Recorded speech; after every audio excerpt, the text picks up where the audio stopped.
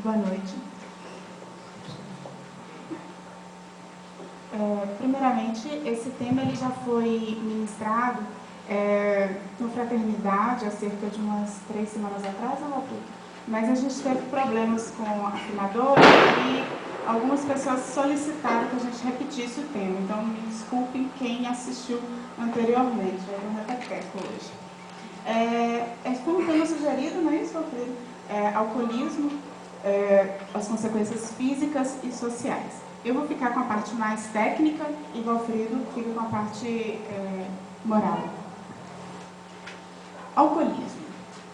Existem dois conceitos. O que é alcoolismo? Alcoolismo é o consumo abusivo e sistemático de bebidas alcoólicas. Também é considerado hoje pela Organização Mundial de Saúde como uma doença que gera vários sinais e sintomas e várias perturbações, tanto físicas, emocionais, quanto sociais, decorrentes do consumo excessivo de bebidas alcoólicas. O que é um bebedor comum e o que é um alcoólatra? O alcoólatra é aquela pessoa que ele bebe, quer beber um tanto e bebe demais. Ou seja, o bebedor comum é aquela pessoa que ingere, independente da quantidade de álcool, mas ela ingere até o tanto que ela deseja e ela sabe onde ela quer parar, seja estando sóbrio ou seja estando totalmente alcoolizado. O alcoólatra, ele não sabe parar. Ele começa e termina sempre em situações muito difíceis porque ele não sabe interromper o consumo da bebida alcoólica. Dartil Xavier é um psiquiatra da Unifesp e ele é um dos maiores especialistas no Brasil em relação à dependência química. E tem vários trabalhos publicados, tanto em relação ao alcoolismo como ao consumo de drogas. E esse conceito que está aqui, eu peguei de uma das pesquisas dele, que ele diz: o dependente é aquele que pretende beber um determinado tanto, mas não consegue parar, que seria o alcoolismo. O alcoolismo, como é uma doença, ele tem uma quantidade enorme de sinais e sintomas. Quais são os sintomas mais comuns? Compulsão por ingerir bebidas alcoólicas, ou seja, é aquela pessoa que quer e sente uma vontade irresistível, literalmente irresistível, em ingerir bebidas alcoólicas. E, inicialmente, ele bebe uma quantidade X de álcool. Numa segunda ocasião, essa quantidade X já não é suficiente, então ele bebe X mais 1. E cada vez mais ele vai ingerindo quantidades maiores, quantidades crescentes de álcool. Quando ele opta por interromper esse consumo ou somente reduzir o consumo, ele geralmente tem síndrome de abstinência. A síndrome de abstinência também já é considerada uma doença. O que é isso? Quando ele reduz, ele começa a sentir alguns sintomas. Um dos sintomas mais comuns são os tremores.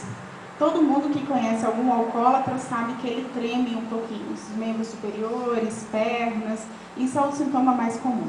Mas existem N outros sintomas que variam muito de acordo com o indivíduo, com o tempo de alcoolismo, mas vão desde taquicardia, aumento da pressão arterial, agitação, alteração de humor, então a pessoa fica extremamente irritada, repentinamente, podendo chegar a situações bem mais graves de crises de convulsão e alucinações. O alcoólatra, ele cada vez, à medida que o alcoolismo ele vai se consumando, ele vai, como eu disse, aumentando as doses de ingestão de bebida alcoólica e, consequentemente, a ressaca do dia seguinte, ela vai ser cada vez pior. Ou seja, para ilustrar, se a pessoa toma um porre hoje e a pessoa não é alcoólatra, algumas pessoas não sentem ressaca, outras pessoas ficam o dia todo com ressaca. O alcoólatra, ele vai gastar um tempo enorme para se recompor, dias para se recompor do porre. E ele tem uma vontade enorme de reduzir o consumo de álcool, só que ele não consegue. Então ele se frustra cotidianamente, porque ele quer parar, quer reduzir o consumo, mas ele não consegue de forma alguma. E bebe mesmo em situações que são desaconselhadas. Então, dirigir, ele está fazendo uma viagem, ele bebe. Se ele tem um exame para fazer e não pode ingerir bebida alcoólica, ele não consegue, ele bebe. Se ele está tomando um remédio que não pode ingerir bebida alcoólica, ele não consegue, ele bebe. Então, mesmo em situações graves, onde não é aconselhado o uso da bebida alcoólica, ele continua ingerindo. Esse é um vídeo que a gente vai passar que vai ilustrar mais ou menos qual é o efeito de álcool no organismo. É um vídeo de 1 minuto e pouco, é só para vocês terem noção.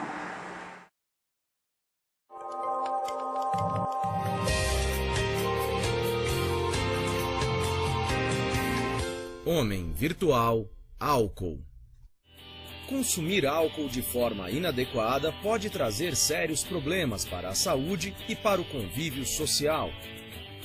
O álcool é absorvido pelo estômago e pelo intestino e distribuído para todo o corpo através da corrente sanguínea.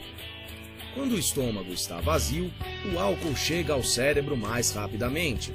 Uma vez lá, altera o funcionamento dos neurônios, causando inicialmente uma sensação de euforia. Com o aumento dos níveis do álcool no sangue, a pessoa pode apresentar falta de coordenação motora, diminuição dos reflexos e sono. O fígado metaboliza, isto é, quebra as moléculas do álcool em outra substância, o que elimina o efeito do álcool ao longo do tempo. Após esse processo, as substâncias produzidas pelo fígado passam pelos rins e são excretadas pela urina. O álcool sai também pelo suor e pela respiração. Quem consome muita bebida alcoólica pode desenvolver dependência e doenças graves, como a cirrose hepática. Mães que consomem bebidas alcoólicas durante a gestação podem prejudicar seus bebês. O álcool passa pela placenta e alcança rapidamente o feto. Por isso, fique atento. A bebida causa bem mais do que uma simples ressaca. Aprenda mais no site www.projetohomemvirtual.org.br. O álcool, ele é um tema extremamente pertinente e importante da gente vir falar aqui. Ele é falado não só nas escolas e em todos os meios, né, da sociedade, justamente pela... Eu acho que você baixou o áudio da caixa. E justamente porque o álcool, como eu disse, ele gera várias doenças. Dentre as principais doenças que ele causa, e que geralmente é mais conhecida de gente, é a cirrose hepática. Ou seja, é uma destruição das células do fígado, porque o fígado é o órgão que metaboliza, que quebra o álcool. Além disso, tem pancreatite alcoólica, hepatite, gastrite, aumento de pressão arterial, problemas cardíacos e a síndrome de abstinência, como eu já havia falado anteriormente, que causa todos aqueles sintomas. Mas não é só um problema orgânico que ele gera para aquele que tem um consumo excessivo, né, para o alcoólatra, porque gera vários problemas emocionais e sociais e que afetam diversas pessoas, não só as pessoas que têm contato direto com ele, mas também as outras pessoas da sociedade que muitas vezes nem o conhecem. Primeiro é a baixa produtividade. Então o alcoólatra ele começa a ter problemas no trabalho, baixo rendimento do trabalho, desencadeando muitas vezes por ter uma dispensa precoce do trabalho pela falta de produtividade mesmo. Consequentemente, o processo de violência ele começa a acontecer. Como eu já falei, um dos sintomas é a alteração de humor, né?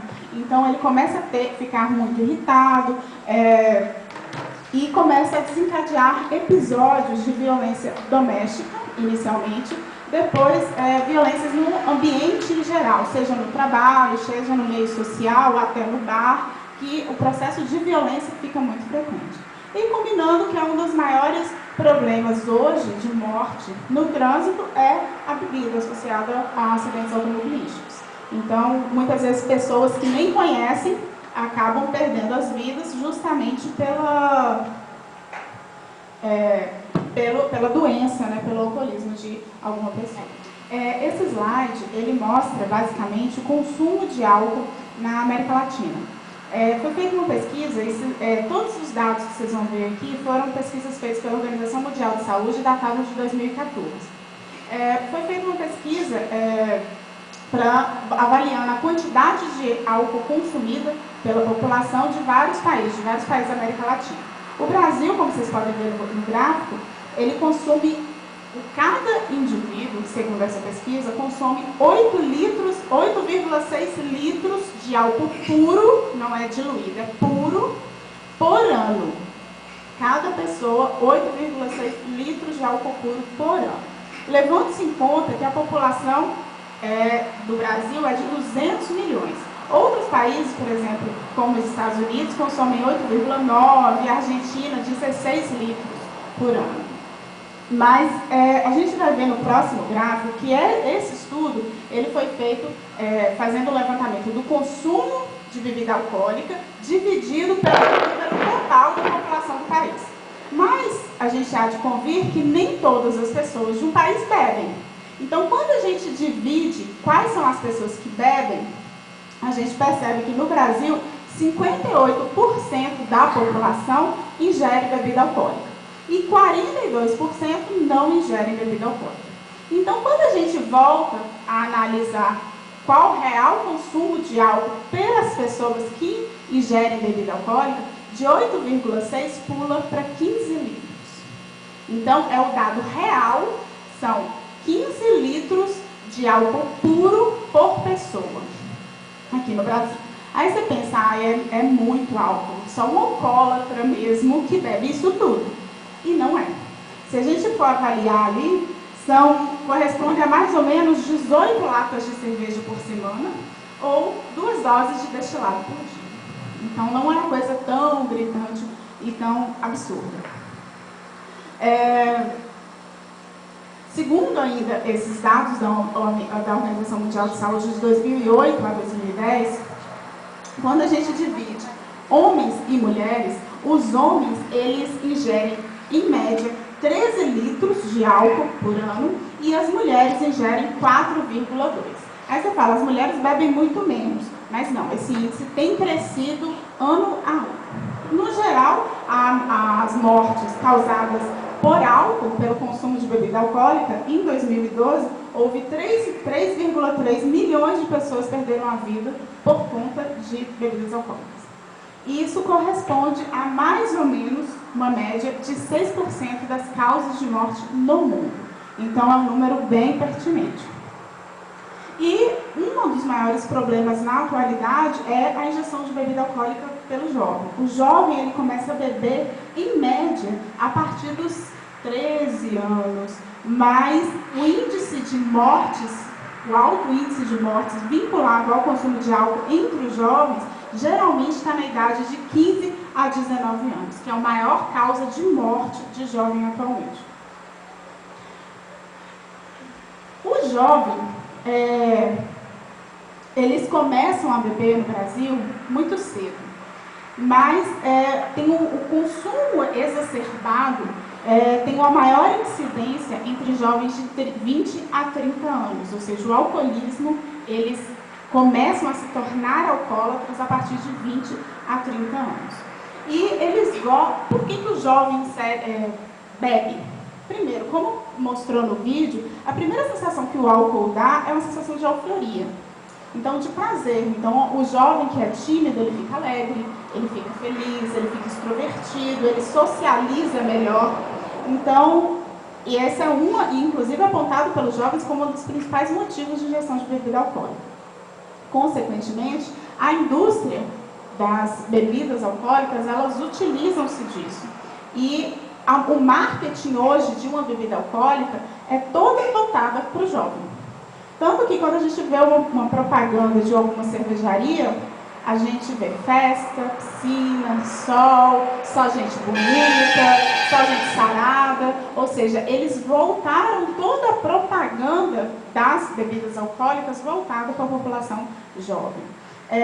Tanto que nas festas, geralmente nessas festas de carnaval, os maiores patrocinadores são cervejarias, são a indústria do álcool em geral. E Inclusive, o próprio produto deles é adaptado ao paladar do jovem. A gente sabe no Brasil que o paladar do brasileiro ele tem uma certa preferência por doces e salgados, né? Tem uma certa aversão por amargo, picante. Então, a cerveja do Brasil, por exemplo, ela é ligeiramente menos amarga do que cervejas em outros países, justamente para agradar o paladar dessa população mais jovem. Tá? Então, assim, geralmente, a cerveja, vou usar um exemplo que é mais comum, mas a cerveja é um líquido refrescante, tem bem mais, menos amarga, fácil de beber, o acesso é muito barato. Então, esses são os fatores de consumo cada vez maior de bebida. Quais são os fatores de risco, ou seja, o que faz uma pessoa ter uma maior tendência à ingestão de bebida alcoólica? Geralmente, problemas emocionais. Então, depressão, ansiedade, problemas familiares fazem com que ela busque o vício, qualquer que seja bebida, droga, cigarro, ou comida, qualquer vício, como uma fuga de um problema que ela não consegue resolver. Então, geralmente, a pessoa viciada é a pessoa que se frustra com algo e ela não quer resolver aquele porque ela não consegue, então ela vai buscar o prazer em outra atividade, né? No caso que a gente está falando do álcool. E a genética? Hoje é comprovado que a genética tem alterações, os alcoólatras têm uma alteração genética que possibilitam eles terem uma tendência maior a desenvolver a doença. Mas pesquisas elas não são muito claras o quanto essa genética ela é preponderante para fazer o cara se tornar viciado em álcool. Ou seja, hoje percebe-se nas próprias pesquisas que a personalidade do indivíduo, as influências que ele tem do ambiente, os problemas familiares, os problemas emocionais, são fatores muito mais contundentes que vão fazer ele buscar ou não o álcool, se ele se tornar um alcoólatra ou não, muito mais do que a alteração genética. Porque a gente sabe que a alteração genética é uma alteração no perispírito, né? Então, o Valfrido vai explorar essa parte, né? E para finalizar, muita gente fala, o problema do alcoolismo é que a droga é uma droga lícita, né? Hoje as drogas lícitas que a gente tem no Brasil é o álcool e o tabaco. Mas a gente sabe que, não, vai resolver o problema a gente colocando o álcool como uma droga ilícita, né? Criminalizando o uso do álcool, a venda, etc.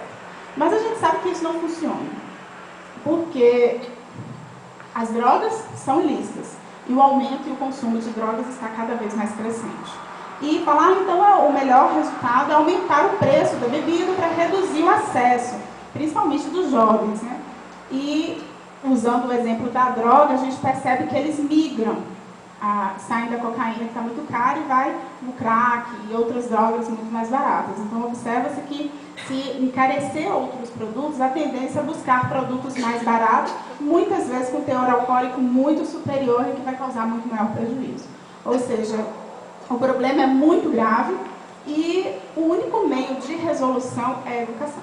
Então, a gente entender que é uma educação do indivíduo, uma educação familiar e principalmente uma educação do espírito. E como eu disse, todos os vícios, inclusive o álcool, são processos de fuga do espírito que não consegue lidar com certas dificuldades que muitas vezes está no ambiente familiar, no ambiente social e por aí vai. Nesse ponto o Valfrido vai continuar.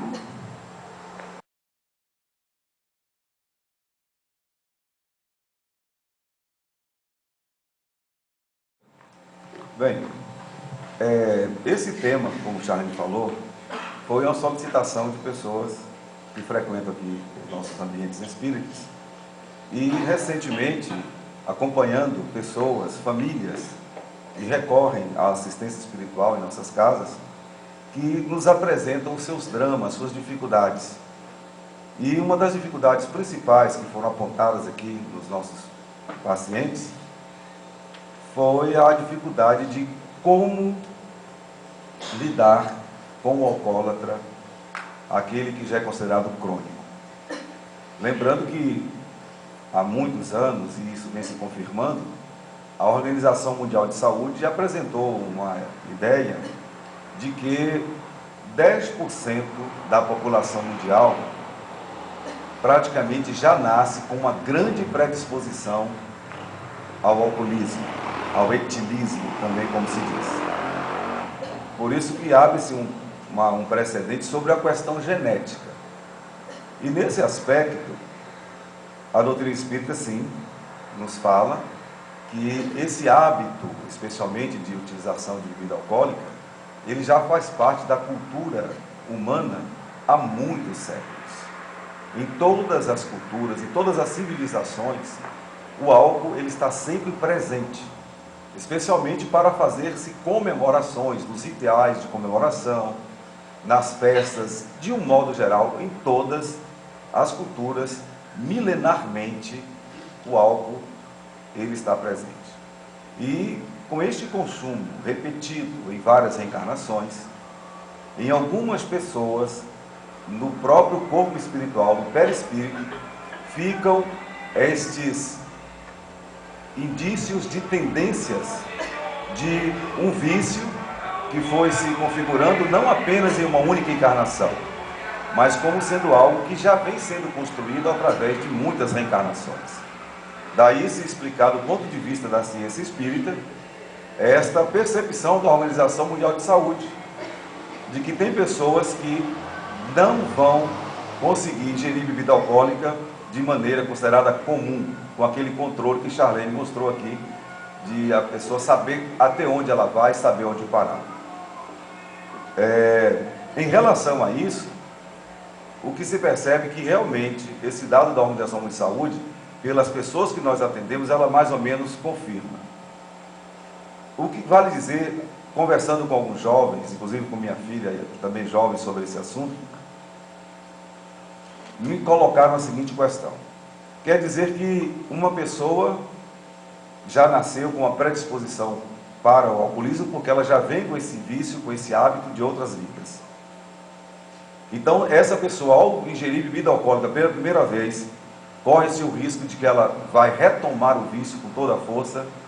A resposta é que praticamente isso vai acontecer. Então, se 100 pessoas ingerirem bebida alcoólica, 10 vão se tornar alcoólatras por essa condição predisponente de várias encarnações. Porque o Alcoólicos Anônimos, que é uma instituição muito respeitável, que surgiu nos Estados Unidos justamente para tentar minimizar os efeitos do alcoolismo, os seus efeitos sociais, os seus efeitos de saúde, também faz uma revelação muito drástica de que, uma vez alcoólatra, não existirá o termo ex-alcoólatra. A única coisa que o alcoólatra poderá fazer por si mesmo é evitar o primeiro gole. E esta terá que ser a luta de quem tem esta doença. Lembrando que é uma doença. Uma doença que é considerada muitas vezes uma síndrome. Quando se fala síndrome é porque não se sabe a causa. Mas a causa desses 10% já falamos. São repetidas reencarnações com o uso abusivo do álcool, que gera no espírito essa dependência e que vai demandar muita luta, sim, para conseguir se libertar desse vício. Como vimos aqui no final da exposição de Charlene, será necessário um grande esforço de educação.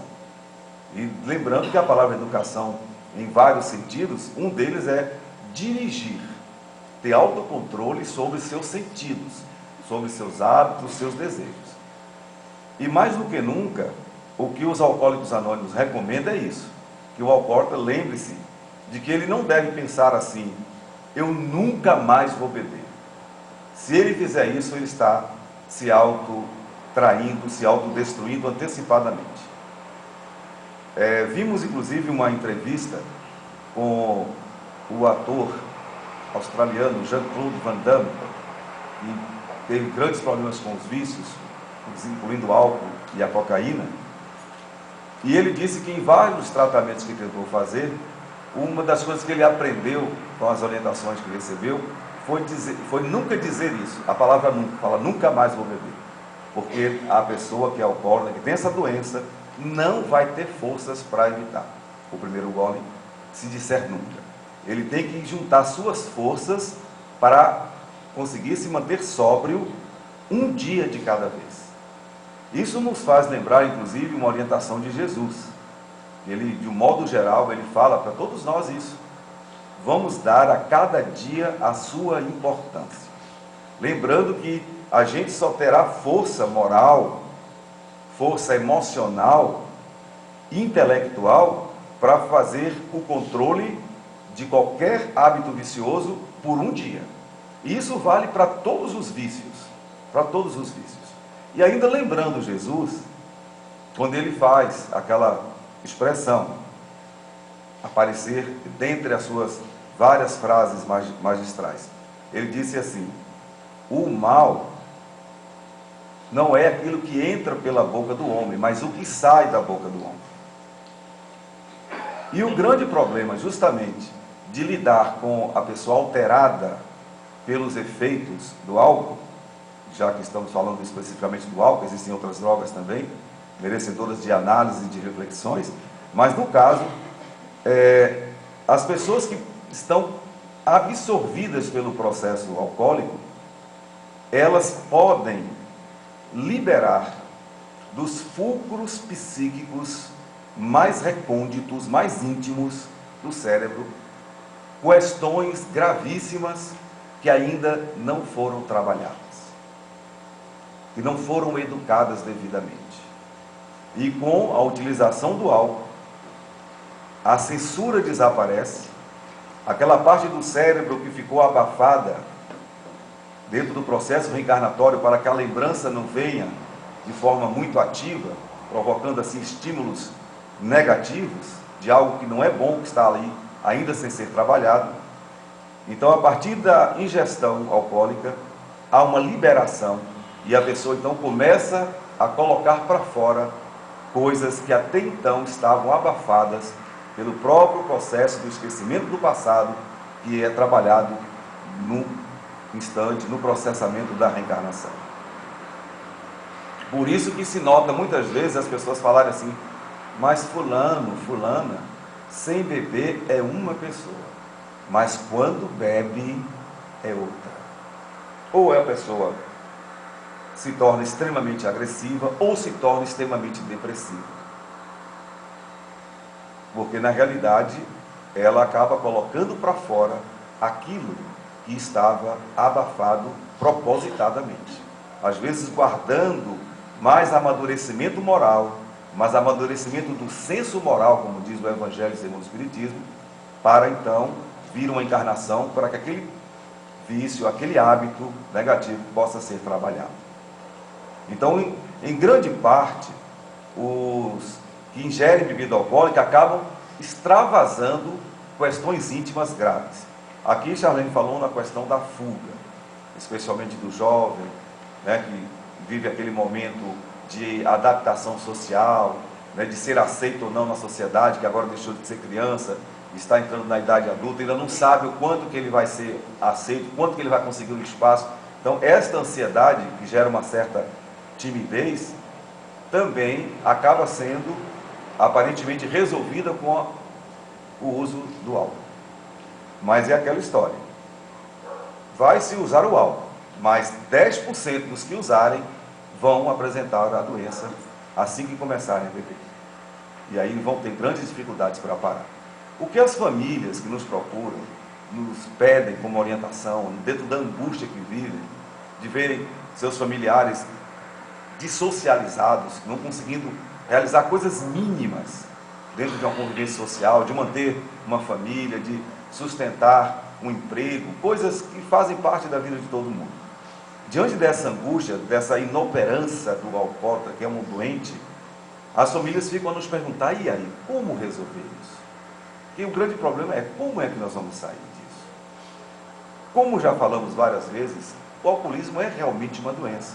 O primeiro ponto é a família entender que está lidando realmente com um doente crônico. E ele tem que ser visto, o alcoólatra ou a alcoólatra, como uma pessoa que precisa de muita ajuda, de muita compreensão. E daí por diante, o trabalho é fazer com que o alcoólatra também tenha a coragem, aí passa a ser um outro problema moral. Veja que eu estou observando nessas reflexões que a parte moral é fundamental em todo esse processo. Então é preciso também que o alcoólatra tenha a coragem de se assumir como um doente. Se ele não percebe que ele é um doente que precisa de tratamento, nada se poderá fazer. E é exatamente aí que está a impotência da família, dos organismos de saúde que tentam ajudar as pessoas que estão envolvidas com esse procedimento. Os alcoólicos anônimos, inclusive, que fazem suas reuniões, eles colocam isso como uma premissa fundamental. A pessoa, em primeiro lugar, precisa se vincular a alguma coisa superior. E olha que os alcoólicos anônimos se apresentam como uma instituição agnóstica, ou seja, eles não estão vinculados a religião nenhuma, para deixar as pessoas bem livres, para se tratarem sem que tenham qualquer tipo de vinculação a uma religião, porque às vezes a pessoa não quer se vincular a uma religião e ela tem esse direito. Então, mesmo diante de um processo agnóstico, né, quer dizer, sem vinculação religiosa, mas há essa recomendação, que é a primeira recomendação do ARPA. Você tem que acreditar numa força superior, algo que você possa se sustentar, porque a doença do alcoolismo faz com que a pessoa se sinta completamente impotente para lidar com o seu vício. A pessoa não tem coragem moral para enfrentar. Então, vejo que de qualquer maneira, mesmo não tendo um processo religioso, mas é fundamental que aquele que se viu primeiro como um doente, ele precisa saber e aceitar que ele é doente. Isso é fundamental. Em seguida, acreditar em uma força superior que ele vai se vincular todos os dias, cada dia, para manter a sobriedade um dia após o outro. E vai fazer essa luta o tempo todo, porque não existe o ex-alcoólatra. Enquanto estiver nesse processo, ele ainda estará correndo o risco de, quando tomar o primeiro gole, não conseguir parar mais. Seria esse o momento. Agora, as angústias das famílias são justificadas exatamente por isso. Porque muitas vezes, o paciente, né, no caso, o alcoólatra, ele não aceita que ele é doente. E também não aceita nenhum tipo de ajuda, porque ele diz, não, eu não sou doente. Quando eu quiser, eu vou parar de beber, eu vou parar. E aí é onde fica o problema crônico, que aí sim, os 10% da Organização Mundial de Saúde, para esses casos, das pessoas que não se admitem doentes e não buscam um tratamento, esses vão desencarnar em função da ingestão de bebida alcoólica. E aí a Organização Mundial de Saúde faz um alerta tremendo, porque o número de doenças que o alcoolismo gera e o tratamento, o tanto de internações que um alcoólatra necessita para se livrar daqueles sintomas desagradáveis da ingestão repetida de álcool, tem um custo altíssimo para todos os governos. Todos os orçamentos de saúde ficam comprometidos no mundo inteiro. E se conseguisse resolver esse problema de tratar esse doente, de evitar as internações, teria uma redução de pelo menos 40% do que se gasta para atender essa população que ingere bebida alcoólica desta forma. Quando a minha filha tinha 15 anos, e até ali, todas as festas de aniversários não tínhamos bebida alcoólica, que é uma regra, até 18 anos, digamos, de não se colocar bebida alcoólica onde há festas com pessoas menores de idade. Então, nós observamos que as pessoas que iam a esses aniversários eram poucas, porque sabiam que ali só ia ter suco, refrigerante, um bolinho e pronto. E aí surgiu o questionamento natural. Quer dizer que, para você juntar as pessoas, para você juntar os amigos, tem que colocar bebida alcoólica? Aí a resposta é sim. Inclusive aqui nos nossos jantares beneficentes, várias pessoas falam, olha, se tivesse bebida alcoólica, iria mais gente, ia ter mais lucro. Para sugerir, para a gente colocar vinho, colocar champanhe, como se mudando o nome fosse, né, resolver o problema. Mas a doutrina espírita é muito clara. Ela não proíbe ninguém de usar a sua liberdade do jeito que queira. Mas no ambiente espírita, não podemos jamais colocar em qualquer atividade a bebida alcoólica. Mas existe esse problema. Sem a bebida alcoólica, as festas ficam vazias. Tente fazer um carnaval sem bebida alcoólica. Então vejam que esse problema é muito grave, é muito sério. E eu chamei a atenção na outra palestra que a gente fez sobre a nossa hipocrisia em relação a esse assunto. Eu digo da sociedade como um todo. Porque, por exemplo, passa uma pessoa doente na sarjeta, que já está entregue mesmo à doença, está ali maltrapilho, já não tem mais noção nenhuma de vinculação social, uma pessoa que completamente no fundo do poço, para usar uma expressão popular. Aí ela passa, geralmente com as sequelas do alcoolismo, que ficam notórias, e pede uma moeda para comprar um pão, usa qualquer desculpa assim. E normalmente a gente tem uma rejeição de dar essa moeda, porque a gente está vendo que se trata de um alcoólatra, de uma pessoa que está entregue a um vício em estado gravíssimo. E o que é pior, às vezes a gente até julga e condena essa pessoa, chamando-a de vadia ou coisa pior. E ao mesmo tempo, nós, quando vamos fazer as nossas compras, nós colocamos ali bebida alcoólica. Se é no Réveillon, vamos levar champanhe. Se é no Natal, vai ter o vinho. Se é no São João, vai ter o quentão. Se é no Carnaval, vai ter a cerveja. Ou seja, nós todos, de um modo geral, ou pelo menos o que foi dito aqui, 58% dos brasileiros, a gente usa o álcool regularmente. Somando aquele total de 15 litros por ano, de álcool puro, né? E a hipocrisia que eu falo é nesse sentido. E a gente tem uma postura de condenação àquele que está naquela faixa dos 10% do doente, do alcoólico crônico, fazendo julgamento, quando ele nitidamente está pedindo dinheiro para ingerir a bebida alcoólica. Se é certo ou não dar o dinheiro é questão de cada um. Mas uma coisa que a gente tem que ponderar é a hipocrisia, que não é correta. Você leva seus amigos para sua casa, ingere bebida alcoólica e não é vadio. Você pode. O outro que já está lá no fundo do poço, se pede uma moeda para tomar uma dose, é taxado de vadio. A gente sempre pondera isso para que o bom senso impere nesse assunto. E é importante, mais do que tudo, que nós também da doutrina espírita, com todas as famílias que lidam com o problema, e não são poucas, também vejamos o alcoólatra como um doente. E jamais vamos condenar a uma pessoa que está no fundo do poço. Se não pudermos ajudar, pelo menos não condenemos. Eu lembro de uma mensagem, de uma passagem de Jesus, que ele disse assim: olha, ai daquele que disser raca contra seu irmão. Raca, na referência de Jesus, era uma expressão que as pessoas, assim, quando passavam por outra que estava ali jogado, numa situação antissocial, a pessoa passava com expressão de nojo, fazia raca, uma expressão de quem ia cuspir, e cuspia num sinal público de rejeição àquele que está já no fundo do poço. E Jesus disse: cuidado, ai daquele que disser raca contra o seu irmão. O que nós temos que fazer é nos unirmos. As famílias que nos procuram, a gente sempre pede: olha, vamos orar. Vamos orar, sim. Aqui mesmo tem famílias que a gente está pedindo: vamos fazer assim, ó, vamos combinar. Vocês vão fazer o evangelho em casa. Mantenha sempre essa possibilidade. Às vezes o doente, o alcoólico, ele não quer nem ouvir falar de religião. Mas a gente que tem uma vinculação com a religião, que está no processo de um pouco mais de lucidez, a gente sabe a importância disso.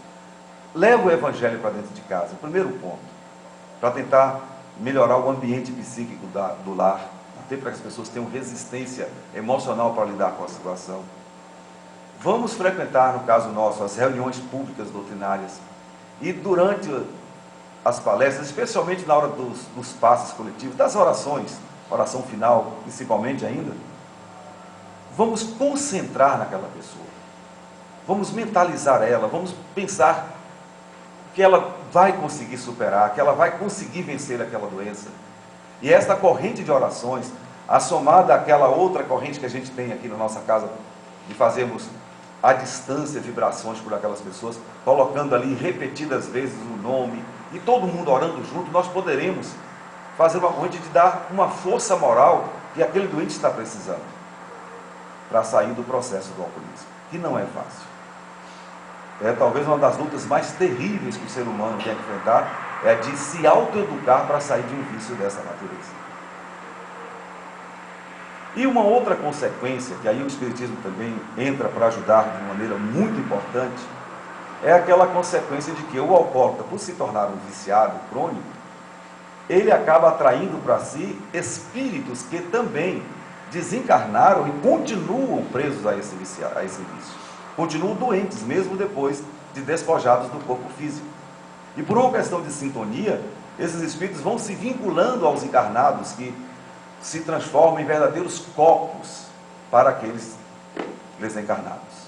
Divaldo Franco gosta muito de usar essa expressão, que o alcoólatra, normalmente, ele está sendo um copo do espírito que também tem o vício e vai beber através dos vapores que ele vai exalar. Porque o álcool ele vai ficar impregnado no perispírito. E o espírito desencarnado que tem lá o seu corpo espiritual, o seu perispírito, ao se acoplar com sintonia, ele vai sentir todos os vapores e sensações alcoólicas como se ele estivesse encarnado. A mesma coisa em relação ao cigarro, que é considerado uma droga lícita também. Todo fumante há uma impregnação que fica no perispírito. Tanto que uma pessoa também que fuma muito, que se vicia, ela vai reencarnar também com a tendência de continuar com aquele vício. E vai ter transtornos no mundo espiritual. O seu perispírito vai ficar exalando ainda os efeitos da nicotina, que é o princípio ativo de maior causador de dependência química. Aqui nós temos casos que nós atendemos espíritos que utilizaram o cigarro, que eles ainda chegam com um cheiro insuportável de cigarro. E aquela impregnação fica e demanda tempo para que haja a limpeza do perispírito. Em relação ao álcool, a mesma coisa. Há uma impregnação profunda na alma. Então, para se conseguir retirar todos os resíduos, é algo engenhoso, é um trabalho muito complexo. Não é uma coisa simples. Mas nós não estamos falando isso aqui para desanimar, ao contrário. É para mostrar o realismo do problema, para que o enfrentamento seja feito com a devida altura que o problema requer. Nesse caso, quando o paciente vem a um tratamento espiritual, que é difícil, porque quando a pessoa está no processo da doença, ele não quer ajuda, quando ele não se reconhece, mas nós temos inúmeros casos, graças a Deus, de pessoas que reconheceram que estavam doentes, se submeteram ao tratamento espiritual, adquiriram força moral, força de vontade e conseguiram ficar livres do vício. E hoje estão, inclusive, ali trabalhando, circulando normalmente, até fazendo parte de trabalhos mediúnicos e coisa do tipo. Então, com o tratamento espiritual, existe uma assistência que é dada, onde os espíritos viciados, eles são conduzidos pelos espíritos protetores especialistas nessa área. E quando há esse tratamento espiritual, há um alívio muito grande daquele desejo incontrolável de beber. Porque além do vício natural, quando existem espíritos também viciados acoplados, e geralmente tem, a vontade de ingerir bebida alcoólica fica maior ainda. Por isso que é importante, sim, que o tratamento espiritual seja feito para que se retire, no bom sentido, os espíritos viciados que estão acoplados à pessoa encarnada, porque aí a pessoa encarnada ela vai ficar agora com o seu vício dentro do tamanho da sua dificuldade. Não vai estar endossado por outros espíritos que vão lhe arvorar a vontade de ingerir bebida alcoólica. Então, há uma série de coisas a serem feitas, há uma série de procedimentos. Mas a gente recomenda às famílias que não desistam, não se esmoreçam, mesmo que tenham as recaídas, que são muito recorrentes daquelas pessoas que já tentaram se livrar, aí lá um dia volta de novo, e vamos continuar sempre tentando. O importante é nunca desistir, porque, sem dúvida, vamos precisar de várias reencarnações para conseguir nos libertarmos desses vícios e de outros tantos. Estamos falando aqui de um vício, digamos assim, mais grosseiro, né, físico, mas nós também temos inúmeros vícios a serem trabalhados. vícios de comportamento, vícios de postura, porque quando foi colocado aqui a educação, nós temos que lembrar aquela frase do Espírito André Luiz, que está no livro Conduta Espírita, quando ele diz que a educação da alma é a alma da educação. Então, quando as pessoas procuram se educar espiritualmente, procuram arejar as suas mentes com esse material que nos informa que nós somos filhos de Deus, que nós devemos amar, que devemos eleger a generosidade, a caridade em toda a sua expressão, como meio de nos mantermos equilibrados, de crescermos moral e intelectualmente. Quando a gente assume essa postura de investir na própria melhoria pessoal e faz isso todos os dias, aquele mesmo empenho para se manter sóbrio, se a gente fizer isso para nos mantermos vinculados a Jesus, ao Evangelho, às suas orientações, se não perdermos de vista tudo que a gente já aprendeu sobre o bem, sobre as coisas virtuosas que fazem parte das conquistas humanas, que nos aguardam para que sejamos felizes, se nos mantivermos assim, vigilantes e orando, não haverá vício que não seja resolvido. Aliás, um dos problemas mais difíceis de conseguir resolver problemas espirituais de qualquer natureza é quando a pessoa não se resolve em se melhorar, em procurar em si a causa do mal. Como Jesus bem disse, o mal é o que está dentro do homem, não é o que está fora. Então, a gente vai dizer o álcool que é o problema do mundo? Não. É a droga que é o problema do mundo? Não. O problema que existe, se ele existe, ele está dentro de cada um. Raul Seixas, em uma dessas canções que ele fez, ele mencionou as plantas colossais que a gente ainda não sabe como utilizar. E ele, inclusive, morreu em consequência do alcoolismo. E o que seria isso? Tudo que está na natureza é para servir ao ser humano, para servir o homem. Nós vemos aí, está em voga, a própria maconha, que tem um princípio ativo que é importantíssimo para tratar pacientes com problemas psíquicos, determinados problemas psíquicos, neurológicos, né? Principalmente. Então, o problema não está na cana-de-açúcar, não está na uva que é feito vinho, no arroz que faz lá a cachaça dos chineses. Não vamos ser simplistas assim. Temos que ir mais fundo e perceber o que é que está acontecendo com o ser humano. Por que ele precisa fugir? Ele está fugindo de quê? De quem? O que é que está incomodando? Por que ele não consegue conviver com os conflitos normais, que são as provas da vida, as dificuldades familiares, profissionais, tudo que faz parte dos planos divinos para promover o crescimento do ser humano? Porque ninguém está vivenciando coisas que não foram permitidas por Deus. A dificuldade está em não termos força moral para seguirmos as provas e as expiações, tomando-as como meios de crescimento.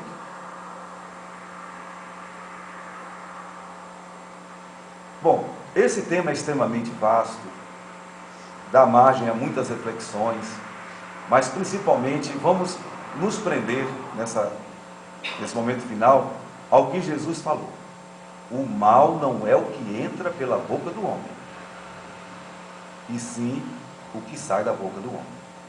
Então vamos sondar mais o nosso íntimo, vamos nos conhecer melhor, porque alguém pode tomar um gole de uma bebida qualquer e não vai acontecer absolutamente nada, como acontece com a maioria das pessoas. Se a pessoa não tiver conflitos íntimos, dramas maiores dentro de si, ingerindo, como um médico me disse, que se você tomar uma cerveja, o organismo elimina, sem nenhum problema. E recentemente, a Associação de Cardiologia disse que se a pessoa tomar 2 latas de cerveja por dia, ela vai prevenir problemas cardíacos. E aí? E aí? São reflexões que a gente tem que colocar. Não podemos fazer aqui nada fantasioso. O importante é a gente se prender a esse processo. E é claro que um cardiologista amigo nosso, inclusive, ele falou que a divulgação desse dado, inclusive passou numa entrevista na TV Bandeirantes, exatamente falando disso aí, às vezes não pode ser feita porque algumas pessoas podem pensar, não, o médico disse que eu posso tomar 2 cervejas, como tem aqueles que recomendam tomar vinho. Meu pai, por exemplo, teve uma orientação certa feita de tomar uma taçazinha de vinho para ajudar no problema de controle cardíaco. Então o problema não está na droga em si, como a gente toma droga quando a gente precisa tomar um remédio, tudo é droga. Mas tudo a serviço do homem. A gente tem que ter mais realismo com a gente mesmo e perceber o que é que está lá dentro da gente. É como na história popular se diz, quando você toma a primeira dose ali de bebida alcoólica, você ativa neurônios que vai deixar você alegre. Aí as pessoas comparam, você fica igual um macaco, né? Fazendo brincadeiras e tal. Se conseguisse beber e parar por aí, estava ótimo, não teria nenhum problema. Só que tem pessoas que são doentes que não vão conseguir parar por aí. E aí vem a segunda fase, continua bebendo mais, e mais, e mais. Aí já deixa de ser euforia, aí a pessoa começa a ficar agressiva. Aí ela vira tigre. Aí quer bater em todo mundo, quer gritar com todo mundo, chega em casa arrebentando tudo, ninguém pode fazer nada que já sai. Inclusive as brigas de trânsito que acontecem são pessoas alcoolizadas. Deu uma fechada no outro, o alcoolizado vai lá e já sai batendo. Porque ali ele já está na fase tigre. Pelo que ele bebeu, já entrou na fase tigre. E se continuar bebendo mais ainda, ele vai entrar na fase porco. Ele vai ficar tão encharcado de álcool, o cérebro vai paralisar, vai fazer suas necessidades fisiológicas em qualquer lugar, vai vomitar e vai se apresentar ali como se estivesse numa pocilga. Né? Nada contra os porcos. Um dia eu falei isso, falou, mas os porcos, você está falando mal dos porcos. Eu falei, realmente, os porcos, na verdade, eles entram na lama porque eles precisam fazer aquecimento da gordura, eles ali, a laminha, só porque você se tirar uma foto de um porquinho se resfriando numa lama, e alguém que bebeu e ficou naquele estado deplorável, você não vai ver muita diferença não. Talvez a pessoa está até pior do que o porco, né? Quem falou isso comigo tem razão. Mas são essas fases todas, para elas acontecerem, é porque há uma doença. É uma doença moral, é uma doença espiritual e precisa ser aprofundada. E mesmo que a pessoa consiga se controlar, ficar sem beber, se mantendo sóbrio um dia após o outro, ela tem que continuar pensando, por que eu sou alcoólatra? Por que eu não posso ingerir bebida alcoólica, senão eu não consigo parar? Onde está o problema? E se estiver fugindo, encarar, estou fugindo de quê? O que é que está me fazendo mal? O que é que eu não consigo enfrentar? E assim, buscando essas respostas, vai-se à causa do problema, e uma vez indo à causa do problema, sim, aí haverá a educação, e poderemos dizer que a pessoa poderá ficar livre de qualquer vício. Porque o vício, no fundo, foi gerado por algo que está dentro de si. Muito obrigado a todos pela respeitosa atenção, e vamos continuar investindo na nossa autoeducação e ajudando, colaborando, sem condenações, aqueles dos nossos irmãos que estão com esse drama do alcoolismo para serem enfrentados.